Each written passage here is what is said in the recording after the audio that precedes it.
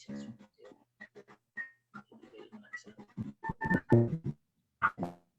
so bago tayo. Yeah. So, bago po natin mapakinggan ang ating speaker ngayong gabi,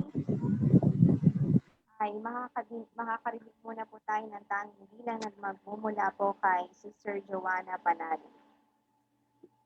Joanna, sino po si Joanna Panalo? Ayun po dyan. Mapawala siya. Joanna, mawala siya. Wala siya.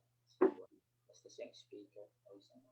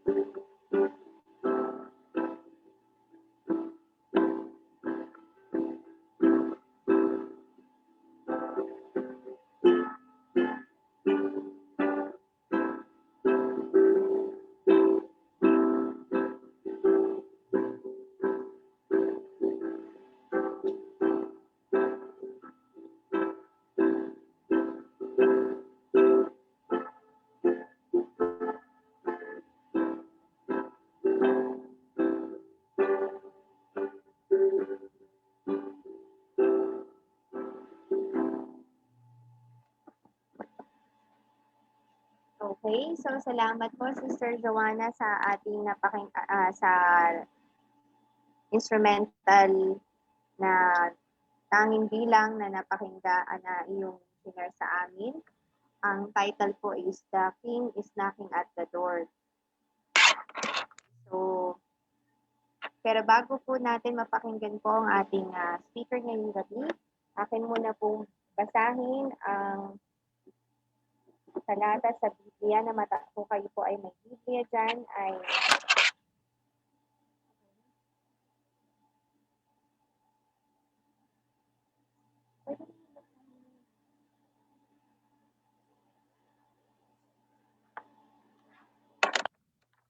okay, so diretso na po tayo sa ating speaker.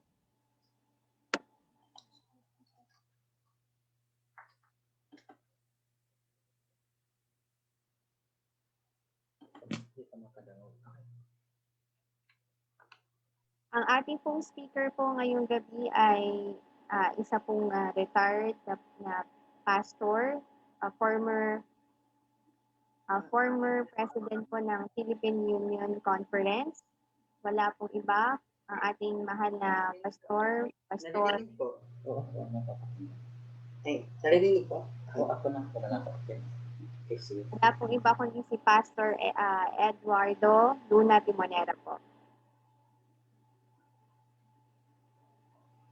Paano mag-share? Paano Share mag-share screen. screen? So, on share screen.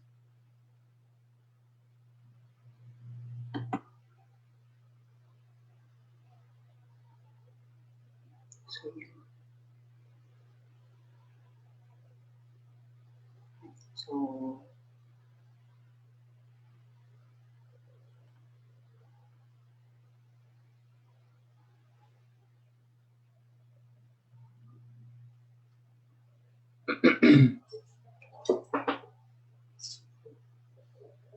Okay po. Magandang gabi po sa ating lahat, mga kababayan, mga kaibigan, mga kapatid. Maligayang Sabado. Ay salamat po sa invitation sa akin na maging speaker ng Cavite online. At the same time, live po tayo sa Facebook sa ating Triple Ministry. Pang-anim na po ito na topic po. Maraming salamat po sa opportunity na binigay sa atin ng Panginoon na tayo magkasama-sama para magsalo-salo sa pagkain ng ating spiritual na buhay or spiritual development. Bakit kinakailangan po natin ang pagsasama-sama sa pananalangin at saka sa pag-aaral ng mga banal na salita kasi kinakailangan po natin mas lalo tayo mapalapit sa Panginoon. Okay po, sa ating pagsimula po ay manalangin muna tayo. Mabagin po namin naman na sumasalangit. Maraming salamat Panginoon sa inyong pagbigay sa aming pagkataon makalapit sa inyo sa banal na trono ng grasya. Tulungan po kami sa aming pag-aaral sa pang-anim na topic po. Ibigay mo sa amin mga listeners, aming mga kababayan, mga kapatid, mga kaibigan sa ipapawid, maski saan man nasulok ng mundo. Maunawaan po namin ang inyong kalooban na aming papakinggan. Patawad po sa aming pagkukulang, pagkakamali sa pangalan ng tagapagligtas na si Jesus. Amen. Okay po. Okay. The best solution to all my concern and problem. Kaya ito ay napaka-eksakto at tumpak na topic para sa ating ngayong gabi. Lalo na sa ating mga kababayan sa ibang lugar, mga kasamahan sa Riyadh. Maraming salamat sa mga kaibigan po namin sa ibang panig ng mundo, sa Amerika, sa Asia, sa buong Pilipinas, at kung saan man nakakarating ang broadcast na po ito. Okay, so ngayon bibigyan na po tayo ng solusyon ng ating Panginoon. The best solution to all of my concern and problem.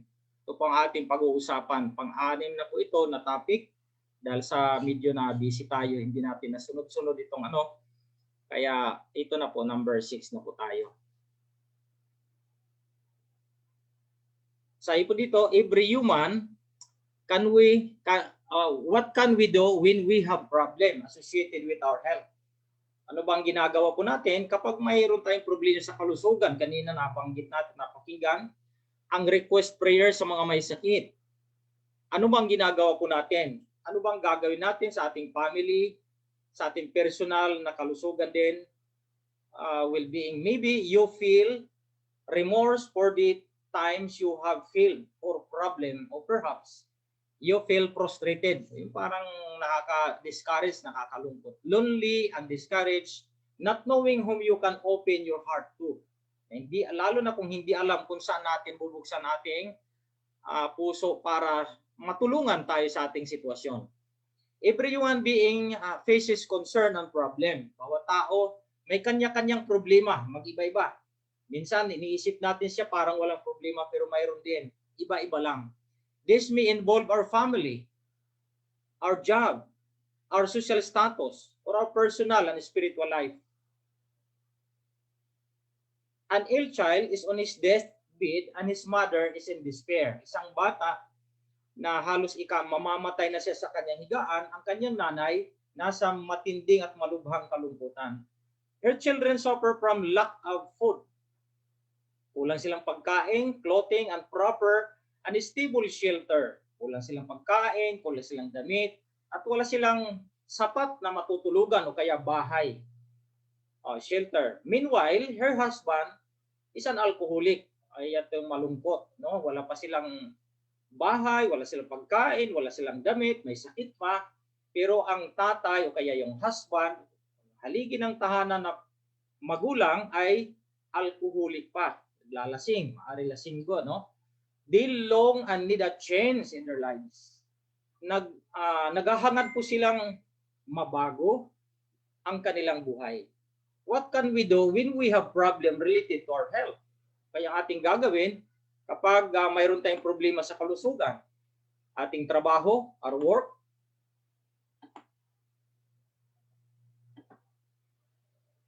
family, or personal well-being. Maybe you feel remorse for the time you have failed, or perhaps you feel frustrated, lonely, and discouraged, not knowing whom you can open your heart. Yan po yung ating binasa kanina, no? Kaya sa panahon ng kalungkutan, hindi natin minsan alam kung saan tayo lalapit, pero ang pinaka-best ay talaga doon sa ating Panginoon. Pinaabanti.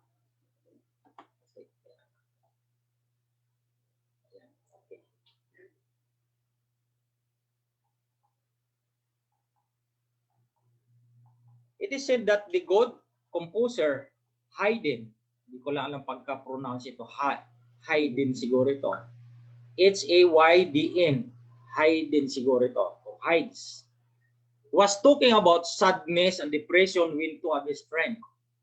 Kasama niyang dalawang kaibigan, nag-uusap sila ng kalungkutan o kaya depression, kahirapan, kaya kalungkutan. When I feel depressed, sabi ng isa, I start drinking and that give me strength. One of them said. Okay? Ako ngayon nadidepress, ay nagsisimula ngayon ako mag-inom at nagkakakuha ko ng lakas. Sabi ng isa. What I do, the others one said. Ano naman aking ginagawa? Sabi naman ng isa is to start playing music and soon I feel better. Sabi ng isa, papatugtog lang ko ng music, kanta, di magtatagal, magiging maganda ng aking pakiramdam. When I feel depressed, said Haydn, I pray only God and give me strength and comfort.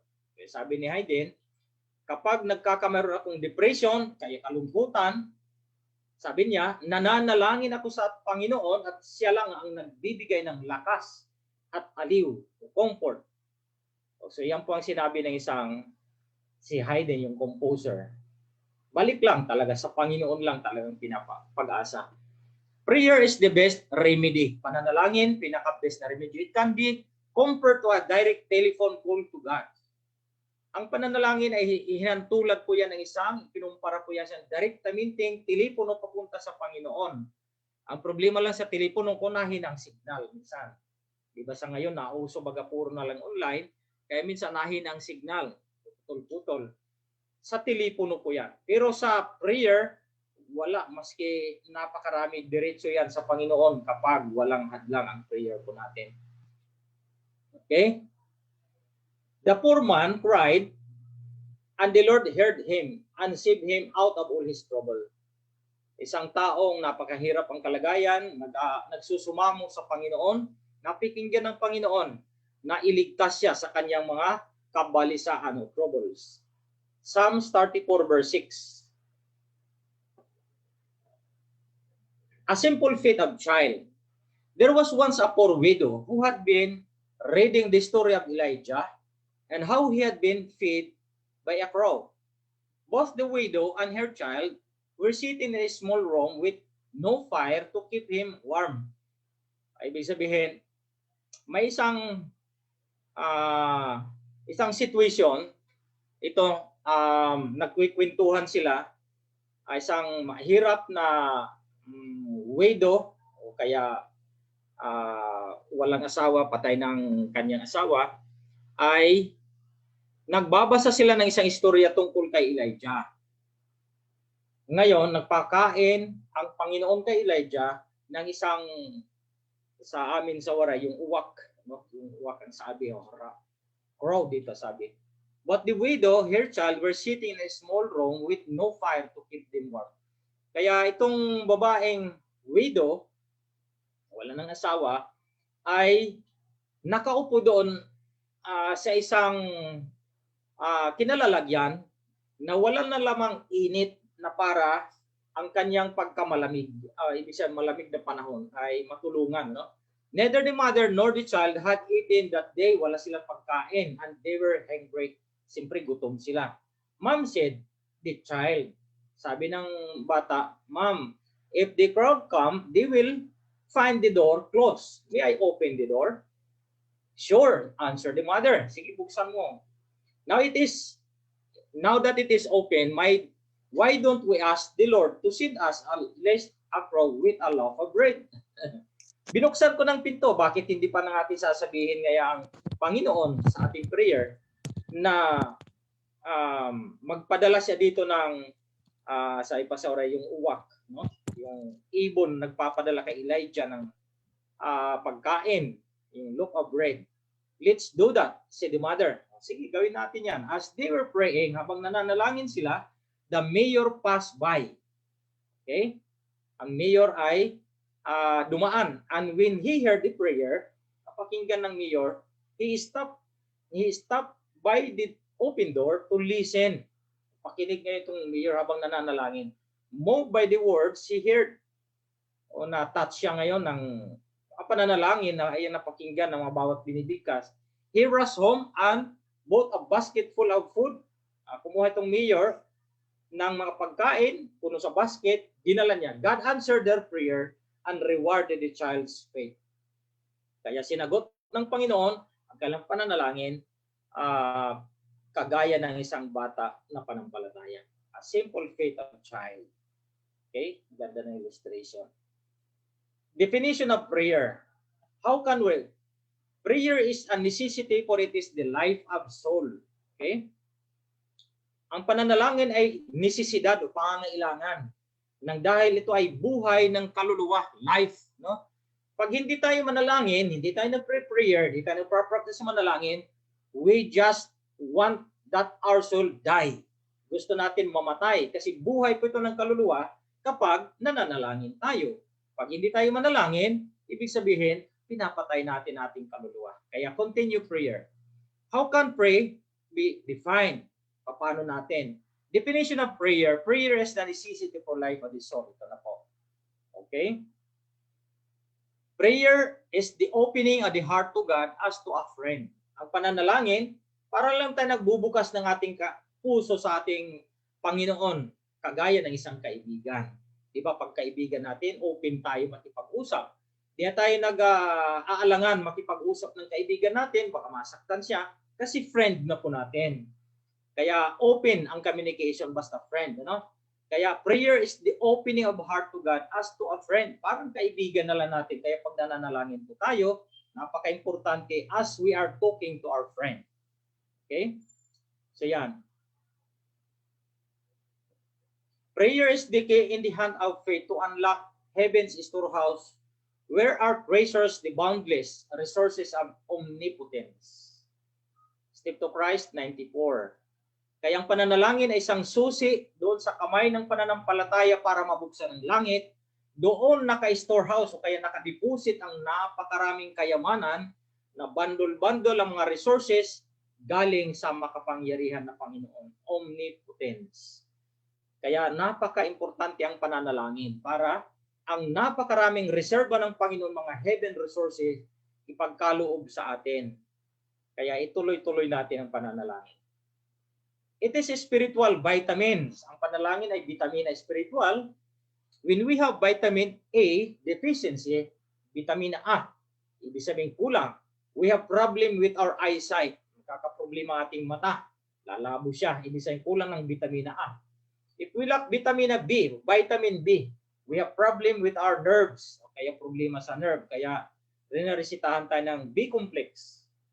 Vitamin C deficiency lead to vital o viral infection. Ang vitamina C naman, nagdudulot naman yan, yung pagluyaw, pagkulang ng pangailang depensa sa katawan, kaya nagkakameron tayong viral infection. The same things occur with our spiritual health. Parehas lang po ito ang mangyayari sa ating spiritual na kalusugan. When we lack the vitamins of prayer, our spiritual eyesight suffer, ang ating paningin spiritual, yung sinasabing spiritual discernment, yung pagkilala ng tama at mali. Natitingnan mo yan kapag sige tayong panalangin, nalalaman natin yung tama at mali. Our faith weaken, kapag kulang tayong spiritual vitamins, panampalatay natin umihina, and we can easily fall into temptation. Kaya nahuhulog tayo doon sa iba-ibang klaseng tukso o kaya mga pagsubok. Okay? So, spiritual vitamins ang panalangin. Kailangan natin ang vitamina ng spiritual. Kaya continue prayer. What means of communication did God provide after the fall into sin? Ano ang ginawa ng ating Panginoon para makakommunicate siya sa mga tao? Our friend Jesus want to help us. Si Kristo na kaibigan po natin, nagpunta sa atin, nagpunta sa mundo. He talked through His Word. Through His Word. We should study it daily. Kaya nagsalita siya, magitan ng kanyang salita, ng salita na yan ay ang banal na Biblia o kaya Holy Bible. We should study it daily. Araw-araw dapat aralin po natin yan. Okay? Aralin natin ang kanyang mga salita.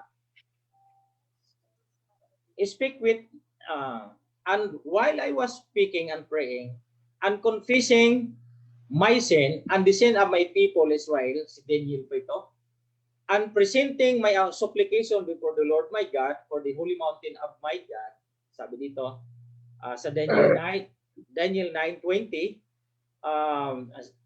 habang ako daw nananalangin, sabi ni Daniel, nag-confess siya sa kanyang kasalanan, kasi doon sa ating pananalangin, pwede natin ang ating prayer about confession. Kaya pwede natin isabay ang pagko-confess ng kasalanan natin doon sa ating pananalangin. And sin of my people. Okay, si Daniel po yan. And presenting my supplication before the Lord, my God, for the holy mountain of my God. Kaya nag-present siya ng petition sa Panginoon, si Daniel. A criminal when taken to the gallows cried, "Oh, if I had prayed to God that morning, I would not have committed a crime. And if I had thought of you, Lord, you will have kept me from committing it."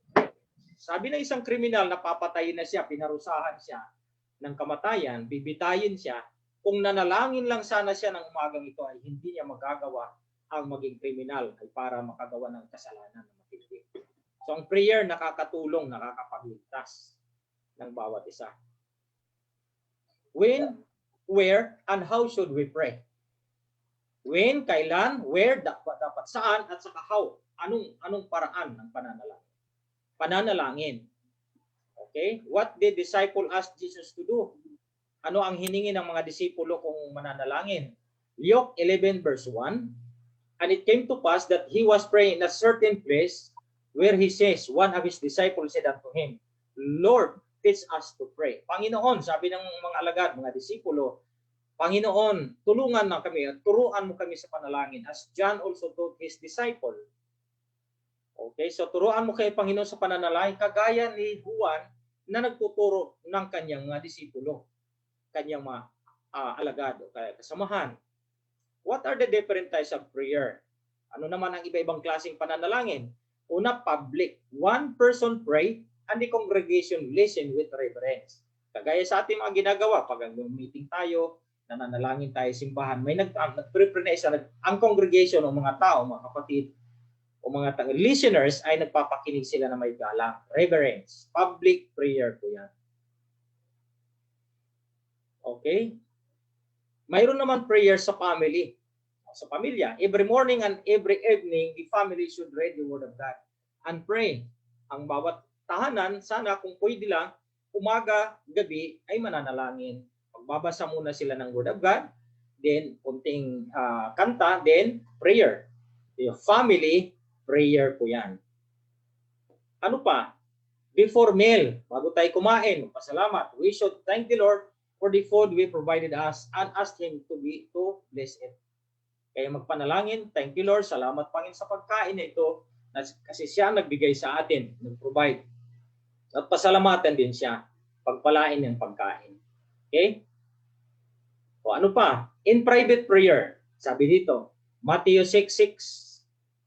But, sabi dito, but thou when thou pray, enter into the closet, and when thou hast shut thy door, pray to thy Father which is in secret, and thy Father which said you in secret shall reveal thee openly.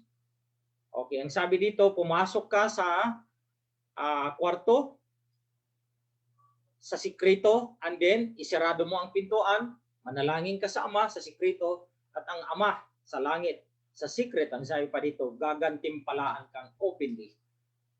Okay, so literal na pintuan at literal din na pintuan ng katawan natin yung mata. Kaya pag nag-pray, pinaka-best yung nakapikit yung mata.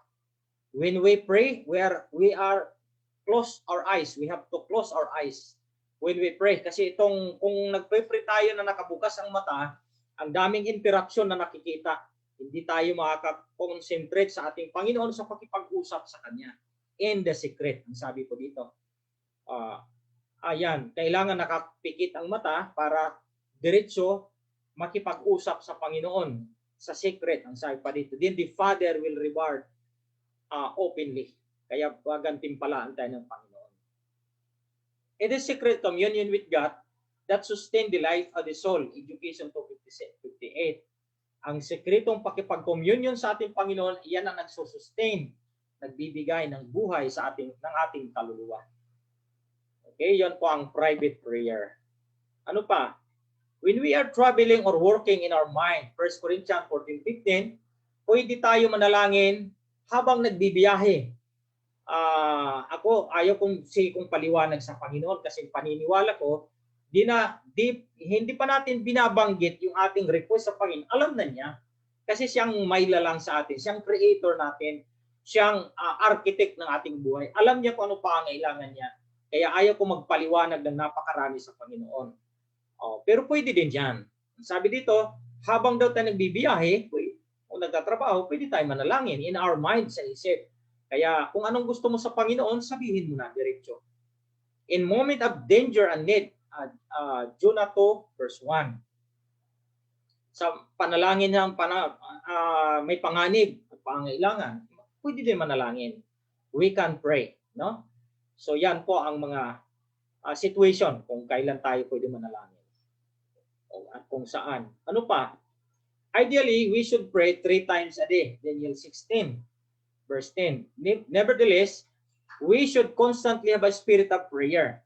Kaya dapat mayroon tayong tuloy-tuloy na espiritong pananalangin. Pray without ceasing. 1 Thessalonians 5:17. Kaya dito, hindi lang 3 times a day. Kasi without ceasing, manalangin na walang patid o walang tigil. Kaya walang tigil, matindi. Kasi pwede ka magsalita lang sa isip mo, Panginoon, tulungan mo naman ako. Yung something nagpapahinga o kaya breath of our soul, yung prayer. Kaya always open our hearts, open our minds to God through prayer. Kaya yan po ang mga sikreto po. No? So without ceasing, walang tigil, walang patid, manalangin po tayo. What should we avoid when we pray? Ano naman ang dapat iwasan o avoid? Dapat iwasan kapag nananalangin. Ano kaya yon?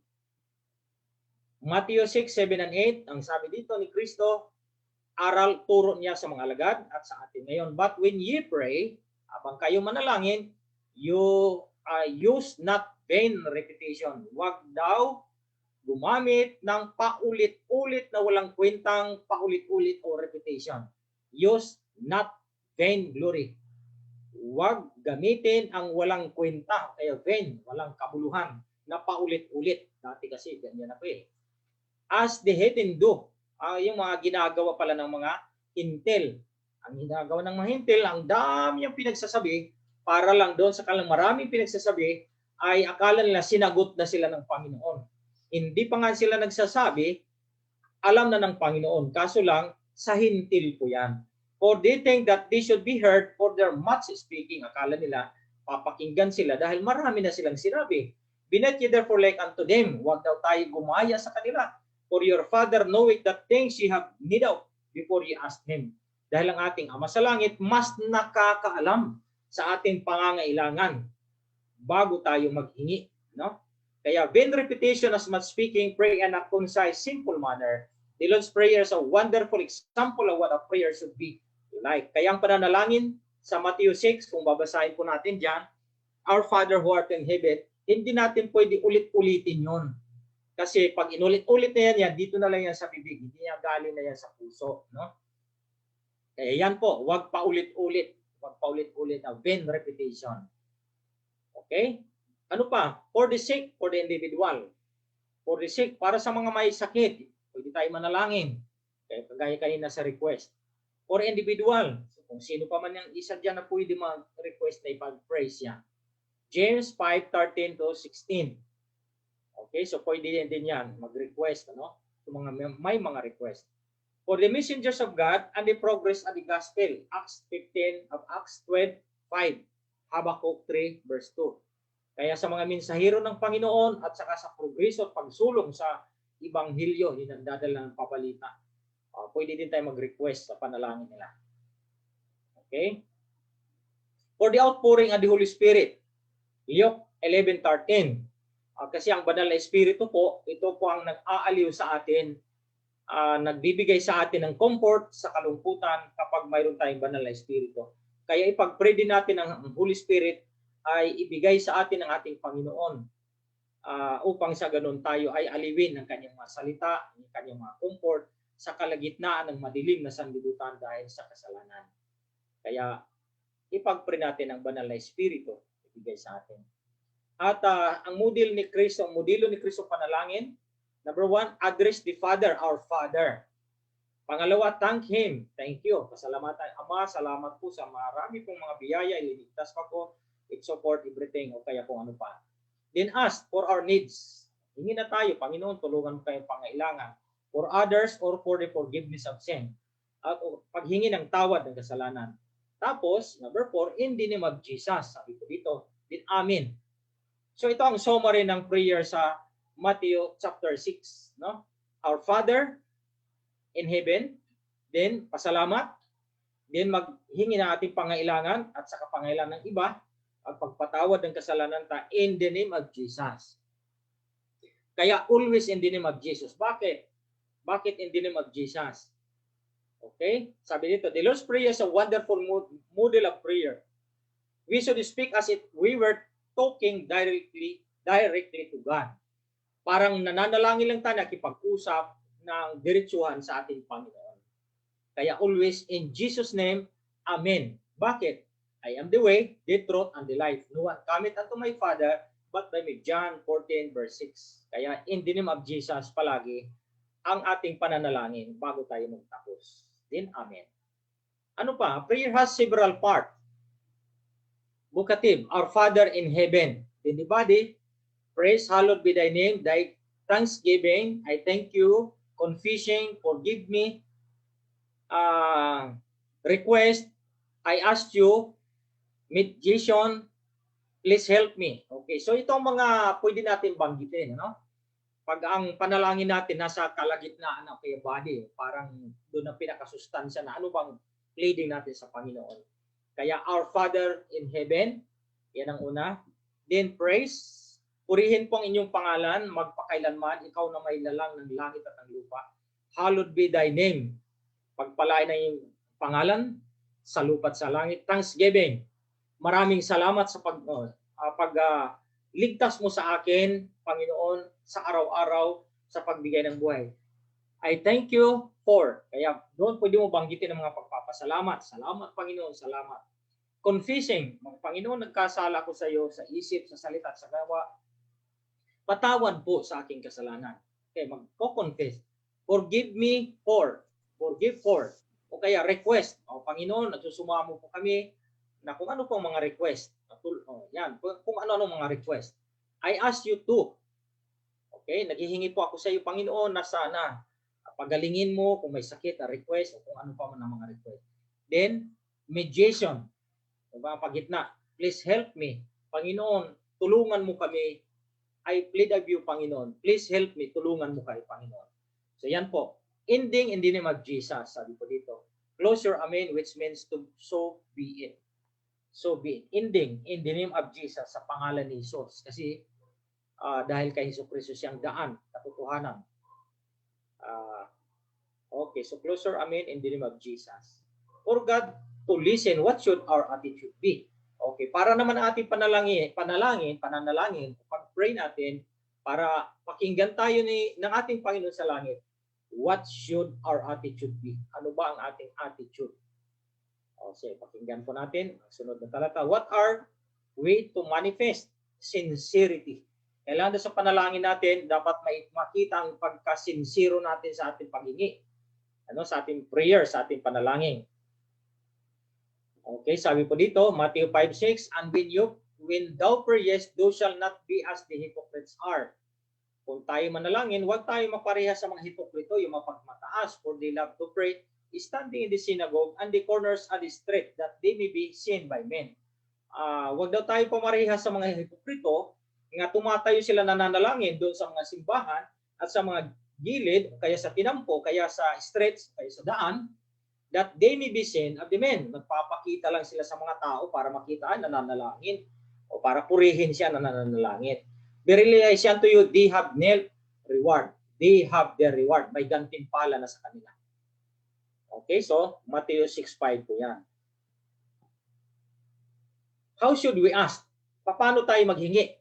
With faith. Dapat daw tayo manalangin na may panampalataya. With faith. Okay?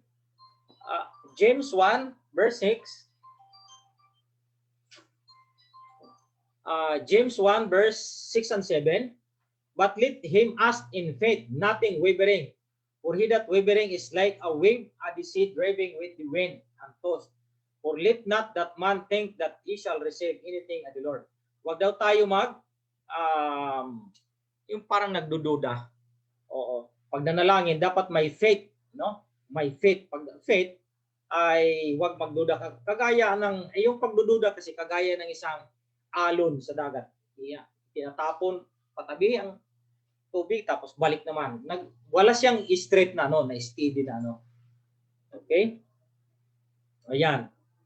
Okay, as in faith, maghingi tayo na may panampalataya. There was once a terrible drought. Isang istorya. The soil was cracked and unable to produce anything.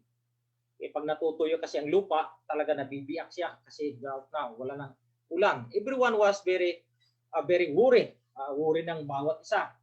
So, they decided to meet in the field to ask God for rain. Kaya nagdesisyon sila na pumunta doon sa para maghingi ng Panginoon ng tubig. In one of the houses, a family was getting ready to go to the meeting with this or their little daughter carrying an umbrella. Kaya may isang bata na may payong. Her father asked her, "Why are you crying? An umbrella, carrying an umbrella. Bakit nagdala ka niyan?" Sabi ng ama. "Don't you see how sunny it is?" Matindi naman ang init. Aren't we going to ask God for rain? Di ba naghingi tayo ng ulan? Sabi ng bata. As the girl, she had true faith. Kaya may totoo siya ng panampalataya. Kumuha siya ng payong kasi uulan na. Faith is compared to a seed that has been sown, watered, and taken care of. It should be fed by the daily study of God's Word. Romans 10 verse 17. Ang panampalataya po natin, kapag araw-araw na feed natin ang salita ng Panginoon, lumalago siya. Nagkamayroon siyang paglago, Kagaya ng isang bata, ang pananampalataya niya. Nag-pray, kaya kumuha siya ng payong, lumabas siya kasi uulan na. Samantala matagal walang ulan, may drought. Kaya yan, simple faith, panampalataya. Ano pa? We have to be humble. What parables show us this? Humility. Sabi pa niyo, pagpapakumbaba. Ito may dalawang illustration po dito, ang Parisiyo at ang Publican. Halos alam na po natin ang kwento nito. Sabi ng Parisiyo, "Panginoon, maraming salamat po kasi ako ay matuwid." Papataas siya. Hindi ako kagaya ng isang taong masama. Palagi ako nananalangin. Twice a week, nag-aayuno ako. Nagbibigay pa din ako ng ikapo. At saka, salamat Panginoon na hindi ako parehas nitong tao na masama. Lumalabas na hindi siya masama. Grabe, Sabi dito naman ng Publican, Kaya halos hindi siya makatayo, nakaluhod siya, hindi siya makaangat ang kanyang ulo sa langit at nagsabi sa kanyang dibdib, Panginoon, maawa ka naman sa akin, mahabag ka sa akin na makasalanan. Ibig sabihin, nag-humble itong taong may kasalanan. I tell you, sabi pa dito, this man went down to his house justified rather than the other. Kaya pinagpala itong isa, inaring ganap, yung taong nagpababa, pakumbaba sa prayer, inamin niya kanyang kasalanan. Kumpara ng isang Pariseo. For everyone that exalted himself, ang sino man nagpapataas, ipapababa. At ang sino man nagpapababa sa kanyang sarili, itataas din ng Panginoon. Okay, so ang prayer ay dapat may humility, no? Pagpakumbaba. What is the best position for praying with reverence, yung may galang? Ano ang pinaka-best position? Okay? Sabi dito sa Romans 14:11, for it is written, as I live, saith the Lord, every knee shall bow to me, and every tongue shall confess to God. Kaya tuhod, luluhod, no? Kneeling down. You can also pray standing. Pwede naman manalay nakatayo, but always bowing your head, kaya ang ulo nakayuko. Closing your eyes and clasp your hand. Okay? So, yan. What must we always have? Forgiving spirit. Ano pang dapat kapag nananalangin? Dapat mayroon tayong mapagpatawad na espiritu. Matthew 6:15, but if you forgive not men their trespasses, pag hindi tayo magpatawad ng mga tao sa mga nagawa nila sa atin, neither will your Father forgive your trespasses. Kaya hindi din tayo papatawarin ng ating Ama sa langit sa atin mga pagkakasala. A forgiving spirit is the shown in the parable of the two debtors, Matthew 10:23-25, yung naghingi ng tawad. On May 2012, 18 years old Takunda Mariba was driving with drunk after having a party. Okay, so lasing siya nag-drive. He lost control of his car, causing him to crash on an exit ramp near Grand Rapids, Michigan. Okay, na-aksidente siya. He was accompanied by Tim C17 and Howell Krista, 15 years old. Tinulungan siya. Both died in the accident. Grabe. Mariba survived the accident and pleaded guilty to all the charges. He received a sentence between 30 months and 15 years in prison. Despite his pain and unimaginable rains, the father of Tennessee, one of the victims, gave a touching speech in court interceding for Mavina. He pleaded before the judge for a light sentence. I'm begging you to allow Takunda Mavina to make something of himself in the real world. Do not send him to jail to become hardened and bitter. That kid has learned his lesson 1,000 times and will never make the same mistake again, he said. Matututo na yan siya. When the hearing ended, the victim's family made their way through the room to hug, comfort, and publicly forgive Mavina. Picture taken by Chris. Okay, so dito pinatawad siya kasi may nag-plead sa kanya. Kaya ang sarap niya kung may nagpapatawad. Kaya yan, pinatawad siya. Mr. si Takunda Mavina. Naghingi siya ng tawad. Pinatawad siya. Okay? What must we remember to say when we ask God for something? Habang maghihingi tayo kung anong bagay, anong ating sasabihin? Okay? As thou wilt. God knows our needs. Romans 8:26. Sabi dito, we should let the Lord mold us as a potter mold clay with his hand. Jeremiah 18:6. Kung ano ang ating hinihi sa Panginoon, pahintulutan na siya ang gumawa sa atin. Kasi ang kuron na ito, yung clay pot na ito, sinisimboluhan niyo po sa atin kasi galing tayo sa lupa. Kuron, clay pot. Potter ang ating Panginoon, siyang tagapag-mold sa atin. You just imagine kung ang kuron na yan, o kaya ikaw, o kaya ako, nagre-reklamo kung inaayos tayo ng Panginoon, nagre-reklamo yung kuron, binibilog siya ng potter. Magtataka ngayon ng potter, sasalita ng ang kuron, o kaya yung clay pot. O kaya dapat hindi tayo magre-reklamo, submit. Submit lang as thou wilt. Kailangan, pag nananalangin tayo, Panginoon, kung anong kalooban mo, ikaw po ang masusunod. Kaya handa tayo din kung ano ang gusto ng ating Panginoon. Huwag tayo magrereklamo. Kagaya ng isang father. God can answer. Ang panalangin po, 3 ang sagot. No, sinagot din. Pero no. Wait, magantay. O kaya yes, sinagot 3. He knows what is best for us. Kaya sa 3 sagot na yan, puro sagot. May no, wala lang. Pero sinagot din. Wait, magantay lang. Yes. Kasi minsan pag nananalangin tayo, gusto natin kaagad-agad nandiyan ang sagot. May sagot kasi na no, may sagot na wait. Kaya mag-aantay. God can give an answer. If He does not wait, He knows what is best for us. Once a despair mother pleaded to God concerning the health of her dying son. Isang nanay, nananalangin siya na almost mamamatay na isang bata o anak niya. She repeated over and over again, Lord, you have to restore his health. Forcing God to do so. Siging panalangin na isang nanay na ito, siging panalangin sa Panginoon, kinukulit-kulit niya ang Panginoon ng kalusugan na maipanumbalik ang kalusugan para prepare siya, forcing God to do so para gumaling. This child recovered but he grew up. Gumaling yung bata, pero lumaki siya, it turned into a real torment for her mother. Naging totoo na pasaway ng kanyang magulang, who had the bitter experience of seeing him hung on the scaffold of a criminal at the age of 22. Sa edad na 22, kailangan siya patayin kasi naging criminal. She then realized that she should have said, as though well, sana ang panalangin ko noon, Panginoon, yung kalooban mo po. Kasi minsan, ang ating panalangin, kalooban ang nasusunod, hindi kalooban ng Panginoon. Kaya kailangan pa nag-pray tayo, Panginoon, paano kalooban mo sa inyong mga kamay na lang po? Ikaw na pong bahala. Kasi siya ang nakakaalam best. Siya nakakaalam ng totoo kung ano pinaka-best sa atin. The parable of the persistent widow, Luke 18:1-7. The parable of, and he speak a parable unto them, to this end, and men ought also to pray and not to faint. Kung manalangin, huwag manghina. Sabi ko dito, seeing, there was in a city a judge which feared not God, neither regarded man. Sabi dito, and there was a widow in that city, and she came unto him, saying, avenge me of mine adversary. And he would not for a while, but afterward he said within himself, though I fear not God, nor regard man, yet because this widow troubled me, I will avenge her, lest by her continual coming she weary me.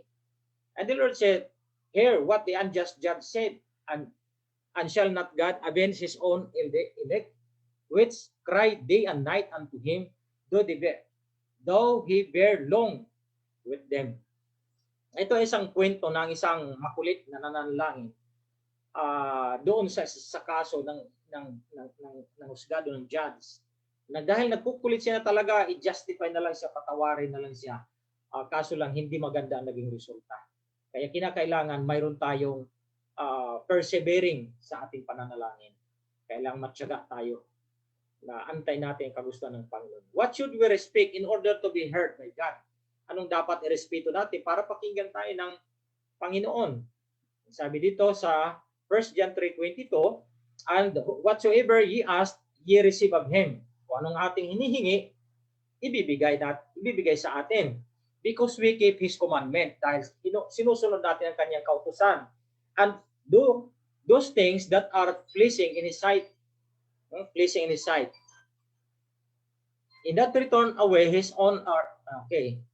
Proverbs 28:9. He that turneth away his ear from hearing the law, even his prayer shall be abomination.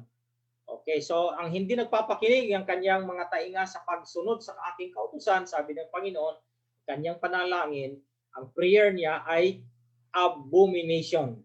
Sa Tagalog, karumal-dumal ang kanyang panalangin.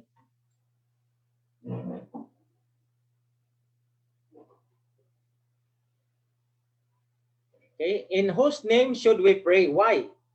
Sa panalangin, saan tayo magamit? In the name of Jesus and pray. In the name of Jesus. Sin separate us from God. It is only through the grace of Christ that we can speak our prayer to reach God's throne. Kaya para makarating sa trono ng grasya o sa trono ng Panginoon, in the name of Jesus ang dapat gamitin. John 16:23 at 24, in that day Ye shall ask me nothing. Verily, verily, I say unto you, whatsoever ye shall ask in my Father ask the Father in my name, He will give it you. O kaya kung anong hingi natin sa Ama, sa pangalan ko, ay ibibigay yan sa inyo. Hither have ye asked nothing in my name, ask and ye shall receive, that your joy may be full. Kaya sa pangalan ni Jesus, kung ano ating hihingiin, ay walang makukulang, ibibigay ng ating Panginoon may kagalakan. Okay? Relief and joy and through prayer. Relief and joy, yan. Aalisin ang kalungkutan sa atin. Proverbs 15:8 and 9, the sacrifice of the wicked is an abomination to the Lord, but the prayer of the upright is His delight. The way of the wicked is an abomination unto the Lord, but He loveth him that followeth after righteousness. Kaya mahal ng Panginoon ang gumagawa ng katuwiran. Ang kanilang panalangin ay mabangong samyo sa langit. When we feel defeated by our problem, who can we call for help? Habang naiisip natin natatalo tayo sa ating problema, sino ba ang dapat natin tawagin sa tulong? Okay? And so, come unto me all ye that labor and are heavy laden. Matthew 11:28. Magsiparito kayo. Saan tayo pupunta? Come unto me, kay Jesus, sa Panginoon pupunta. Minsan kung saan tayo pupunta, tumatakbo, kaya nabibigo tayo sa Panginoon. Tayo nabibigatan, bibigyan ko kayo ng kapahingaan. Yan po ang pangako ng ating Panginoon. What is God's calling to us? Okay, ano naman ang tinatawagan sa atin ng ating Panginoon? Sabi po dito ay sa Romans 12:11-12, not slothful in business. Huwag tayo maging tamad sa ating mga trabaho. Fervent in spirit, ay masipag, serving the Lord, maglingkod sa Panginoon. Rejoicing in hope, maging masaya tayo sa ating paglilingkod na may pag-asa. Patient in tribulation, maski may kalungkutan, kahirapan, may pasensya tayo. Patient. Continuing instant in prayer. Continue lang, patuloy lang sa pananalangin. Footprint in the sun. Alam na natin ang kwento ng footprint in the sun. Sabi ng dito kung ating I dream I was walking along the beach with the Lord. Many scenes from my life flashed across the sky. In a sense, I noticed footprint in the sun. Sometimes where there were two sets of footprint, dalawa. Other times there was one only, minsan isa na lang. This bothered me because I noticed that during the difficult times of my life when I was suffering from anguish, sorrow, or defeat, I could see only one set of footprint. Nakita ko lang isa. Akala niya yung isa na yan, siya yun.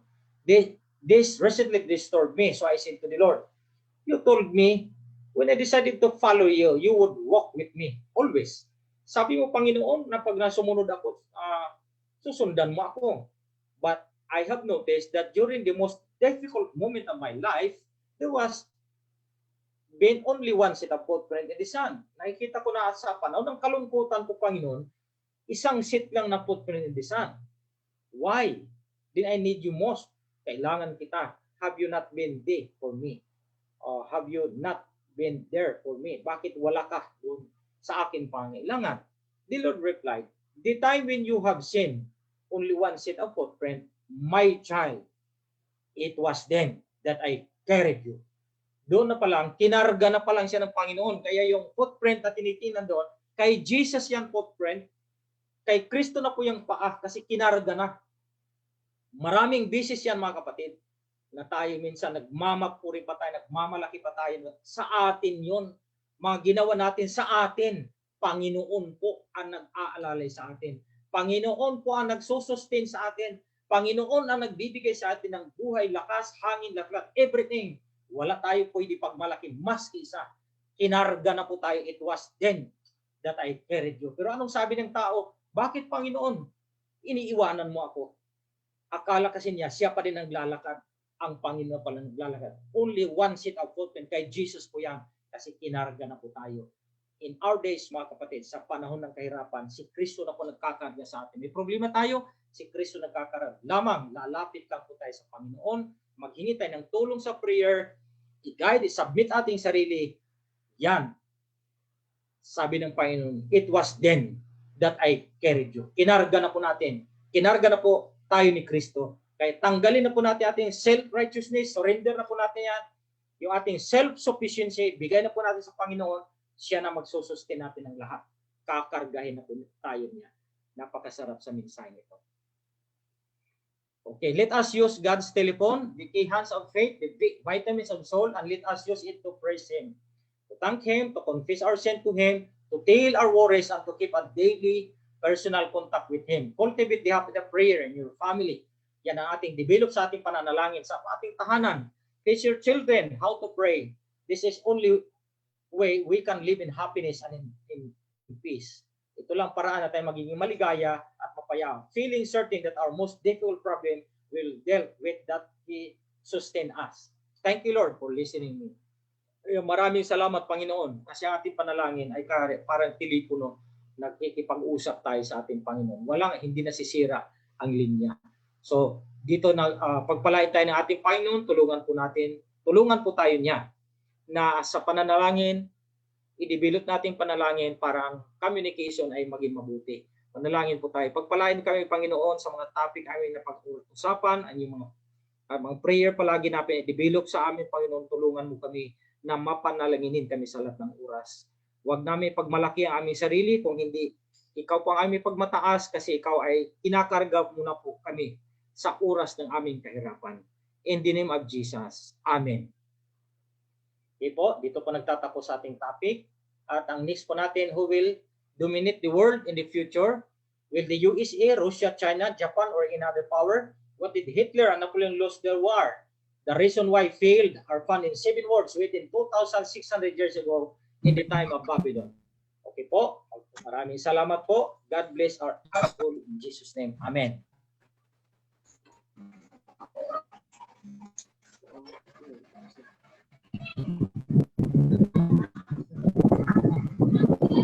Tapos na po. Sa ating closing song, tayo po'y pangunahan ng ating song leader. Okay.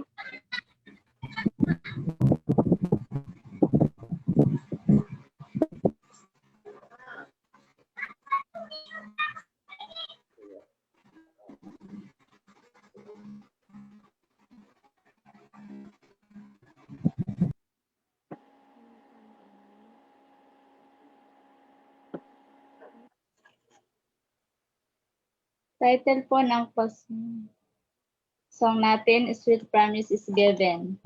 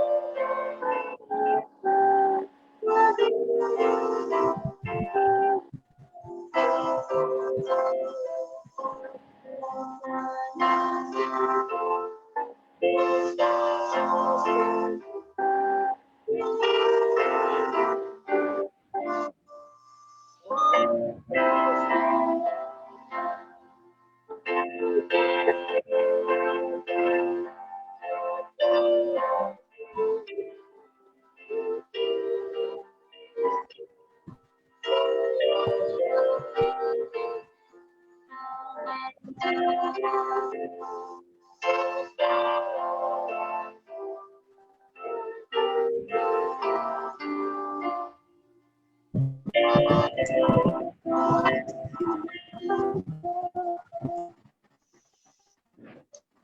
so salamat po, Sir Jofe. Tayo po'y pangunahan po ng ating speaker, Pastor Ed, sa ating closing prayer. Sino mga pre? Po, manalangin po tayo. Mahabagin po namin, Ama, na sumasalangit. Maraming salamat, Panginoon, sa pagpapala na pinagkaloob mo sa amin, mapagkawag-aral ng inyong banal mga salita, lalo sa prayer.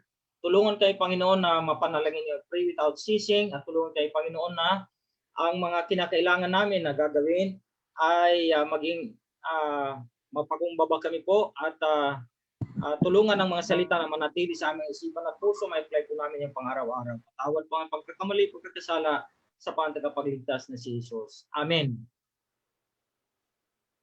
Amen. Amen. So, salamat po, Pastor Ed, sa pagiging po ng ang pagbibigay po ng mensahe ngayong gabi. At muli, welcome po sa lahat. Salamat po sa pag-tune in.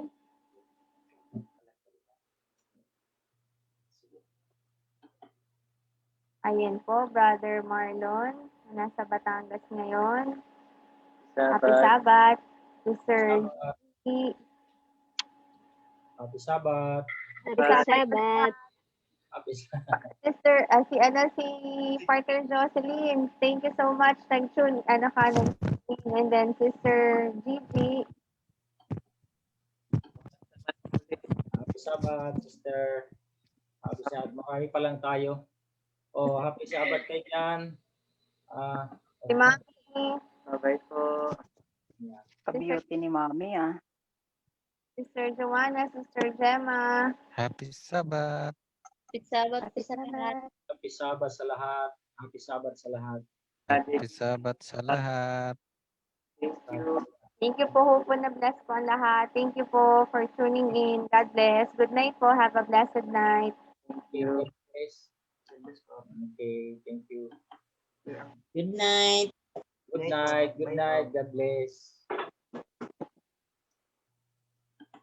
Ayan. Brother GC, Tatay, Okay. Sister Gigi. Hindi na po.